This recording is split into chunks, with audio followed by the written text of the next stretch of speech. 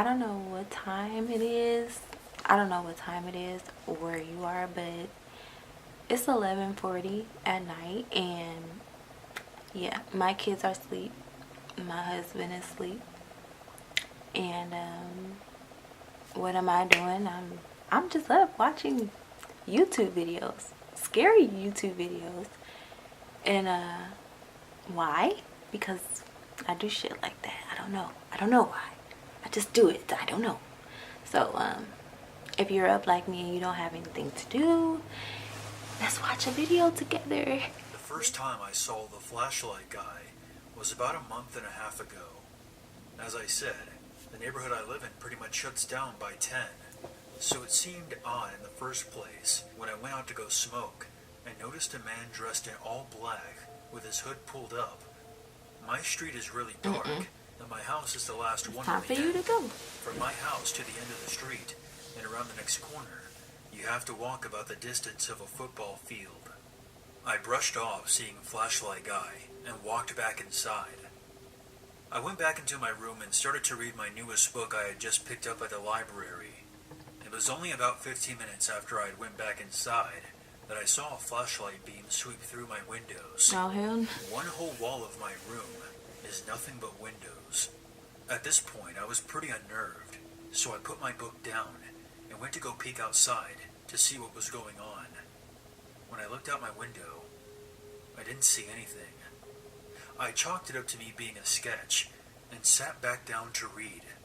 It wasn't long after that when it happened again. At this point, I knew something weird was going on, and I had a really bad feeling in my stomach. You think? I wanted to just ignore it, but I urged myself to be a man and look back out the window.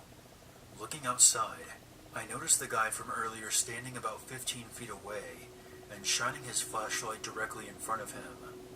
He wasn't even moving.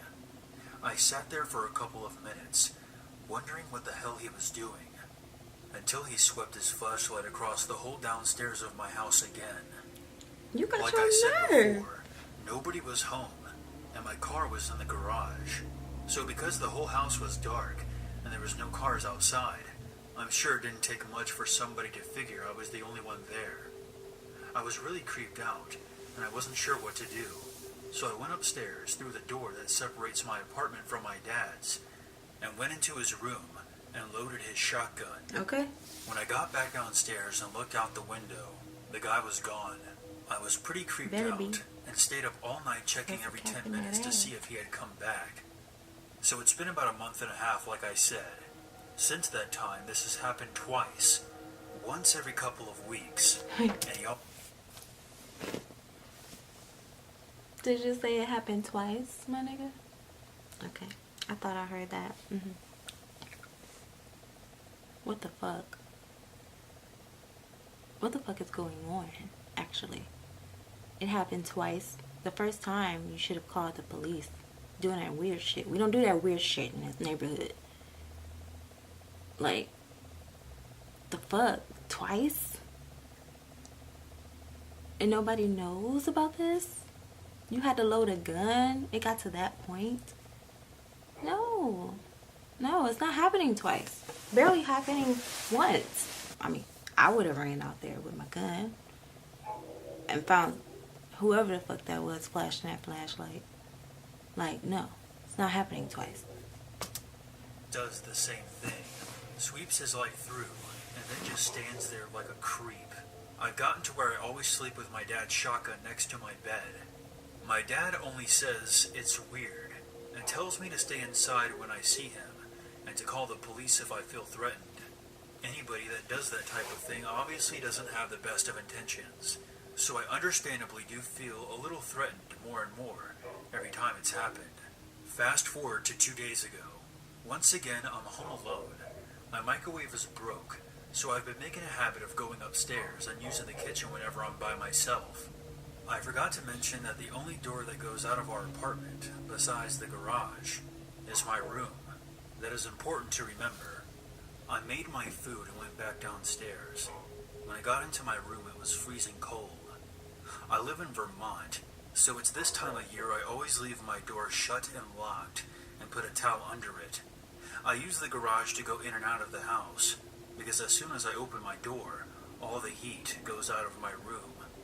I set my food down and check to see if my heater was on high enough. I keep the heat cranked all winter because my room is the coldest in the entire house.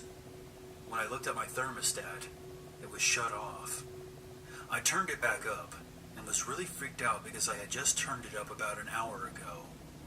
And like I said, it's never off because of how cold my room is. I felt a breeze on my back, and I turned around to find my door open part way. Oh, hell no. So this nigga gonna come in your house and turn your motherfucking heat off? You got to die. I'm sorry, it's too fucking cold for you to be turning heat off. You got the audacity to touch my motherfucking thermostat. No, you got to die. Quickly shut it and locked it with the deadbolt, but not before I peeked outside, and sure enough I see flashlight guy's light go out as he turns the corner at the end of my road. The next day I told one of my neighbors about what happened, and they told me that just a couple of weeks ago some woman that lives in the neighborhood was alone watching a movie with her daughter when somebody broke in. I guess they heard him come in and locked themselves in their bathroom, called the cops, and waited for them to get there. The guy must have taken off when he heard the sirens, because when the police got there, the back door was wide open, and nobody was in the house. Messy. I don't know who this guy is, or what the hell he went into my room for, but at this point, as you can imagine, I'm really on edge about it. Since the other night, nothing more has happened. I've been keeping a light on outside, and a couple throughout the house at night, so it doesn't look like I'm the only one here at night from now on. I'm hoping this will be the last time I see the flashlight guy. The next time you see flashlight guy is the last time you see flashlight guy. I don't care what your daddy talking about, what anybody talking about.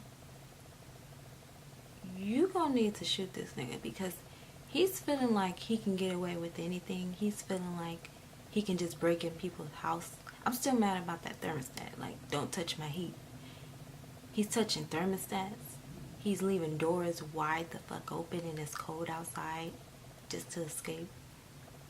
He's disrespectful. So, he has to go. And frankly, you're gonna have to do it.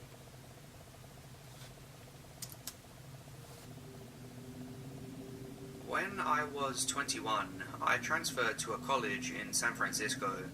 I checked out a room for rent on Craigslist. It was in a really nice 2-bedroom apartment. It was cheap rent and close to campus, so it was the ideal spot. The girl who lived there was 29, and her name was Beth. She was tall and wide, and she had jet black hair and wore pale makeup. She seemed nice, although a little quiet. But she seemed to like me and agreed to let me move in. So far, so good. My first night there, we went out for pizza, and that's when I could tell something was a little bit off with her. The whole night, she kept telling me how much I looked like Shia LaBeouf. I didn't know what to say. I just shrugged it off with a, thanks. I mean, I look nothing like Shia LaBeouf, so it just didn't make any sense to me. When we got back home, she asked me if I had seen her room yet. I said no, and she took me to see it. Her walls were covered in posters of Shia LaBeouf. She even had printed out photos of him all over her mirror. She owned all his movies. I didn't know what to make of it. It was just creepy. The whole night she had been saying I looked like him, and now it's obvious to me that she's obsessed with the guy. A few weeks passed, and I never really saw her that much. We didn't spend any time together, really. She would come home from work and practically run to her room. She would spend the whole night in there. She had this creepy, high-pitched giggle, and I would hear her giggling through the walls at night. I wondered what the hell she could possibly be doing. Occasionally, she would come out and talk for like 2 minutes, and she would always be slurring her words. So I suspected she was drinking a lot. Sometimes she wouldn't say anything, and she would just stand in the hallway and watch me in the living room. I would turn and see her and be surprised and say, Hello, Beth. You gotta stop that And weird there shit, would be Beth. this long, awkward pause, and she would give out this creepy, high-pitched giggle. It was uncomfortable being around her. She gave me chills. One night, I woke up at around 2 a.m. because I heard what sounded like the front door being unlocked. I came out of my bedroom, and all the lights were off, but I could still see Beth standing at the front door. She had her face against it, and she was turning the lock back and forth over and over again. Beth, And every time she turned the bowl, she mumbled my name. you gotta cut Max that Barker. weird shit Max out. Barker. Wait. I'm getting like... I'm getting anxiety. Jesus, Lord.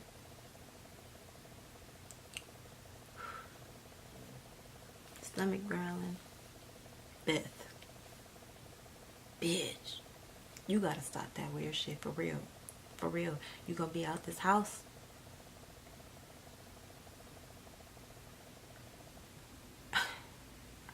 I think Beth might be...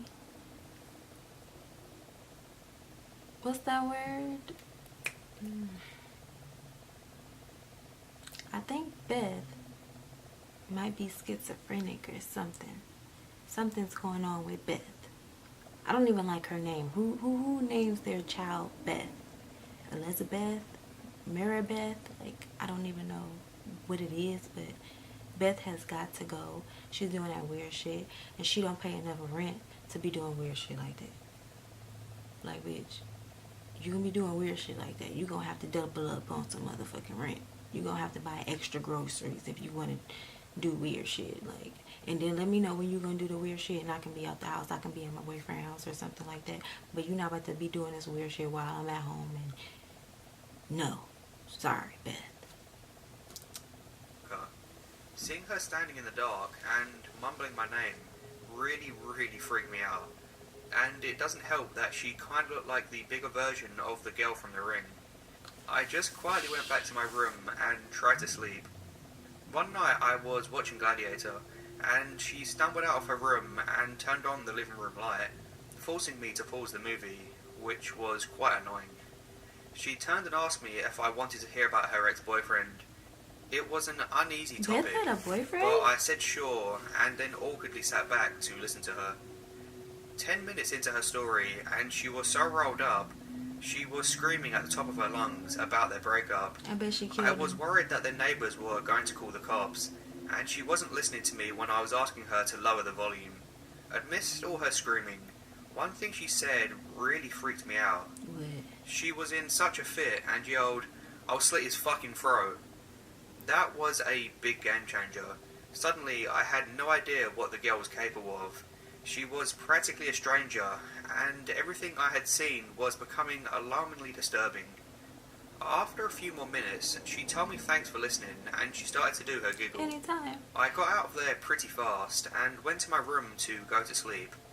I had a pretty unsettled feeling about being in the house with her, and what's worse is there was no lock on my bedroom door. I pushed the edge of my dresser in front of it to act as a little barricade. Okay. Now you're thinking, I boo. woke up in the middle of the night due to the sound of my dresser scraping against the floor. No. Beth was pushing the door open. No. I turned on my light, shouting at her to stop. No. I could see her through the opening of the door. Bitch. She was so drunk and had this insane look in her eyes. She wasn't drunk. She I fucking pushed the crazy. door closed and yelled at her to go to bed. I could hear her walk back to her room, but I couldn't fall back asleep. The next morning when I went out into the hallway, my heart dropped. I saw one of her steak knives was on the floor by my door. I had got goosebumps all over my arm. All I could think about was her saying she would slit that guy's throat. I confronted her about it, and she told me she didn't remember trying to push open my door. She said she didn't even remember telling me about her ex. At this point, I'd had enough. My lease was month to month, so I found a new spot and moved out. Yes, baby. About a month after I moved out, she contacted me. I was at the movies and my phone was off.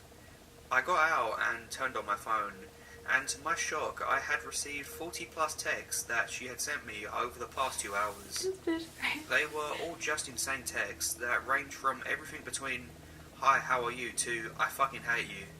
It was insane. I told y'all didn't she was respond, schizophrenic. and I never heard from her again. I always wonder if I hadn't set my dresser in front of my door, would she have quietly come into my room and slit my throat? What you think? It still freaks me out to this What you day. think? Hell yeah, she would have slit your goddamn throat and then not remember it the next day.